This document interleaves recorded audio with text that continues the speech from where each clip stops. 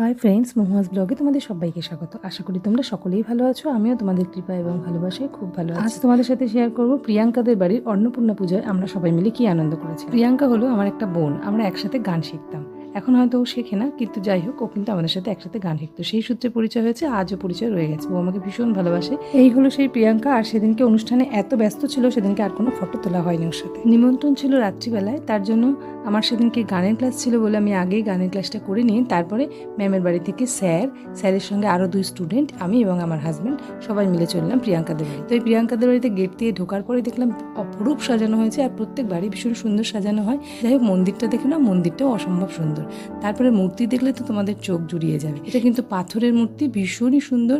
মা অন্নপূর্ণা এবং সঙ্গে রয়েছে শিব বা মহাদেব। আর যাওয়ার সঙ্গে সঙ্গে কিন্তু প্রিয়াঙ্কার মা আমাদের সকলকে প্রসাদ দিতে শুরু করলেন। আমরা সবাই প্রসাদ পেলাম, ভীষণ ভালো লাগলো। আর এত সুন্দর করে সাজানো যে আমার তো চোখ জুড়িয়ে যাচ্ছিল। তাই আমি খানিকক্ষণ ওখানে দাঁড়িয়ে দাঁড়িয়ে দেখলাম, ফটো তুললাম, অনেকক্ষণ নমস্কার করলাম।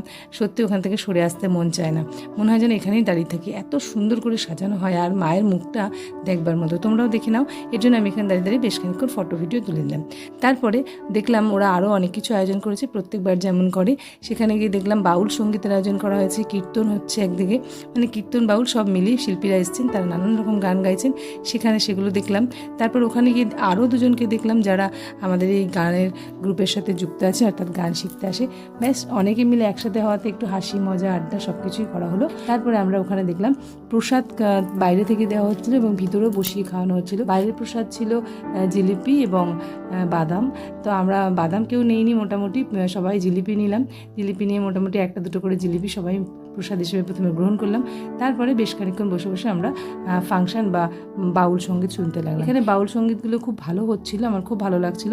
ওখানে একটাই কারণে আমরা বসেছিলাম, গানগুলো ভালো লাগছিল। তাছাড়া ভীষণ ভিড় ছিল ভিতরে, দোতলায় যেখানে খাওয়ানো হচ্ছিল সেখানে অসম্ভব ভিড় ছিল। এবং ওখানে গিয়ে এই গরম এবং তার চেয়ে বড় কথা যে ভিড়ের জন্য আমরা কিন্তু বসার জায়গা পাচ্ছিলাম না। তাই বেশ খানিকক্ষণ বসে থাকার পর ফাঁকা হওয়ার আশায় বসেছিলাম, কিন্তু পরে দেখলাম যে ফাঁকা হচ্ছে না, আমরা যেতেও পারছি না।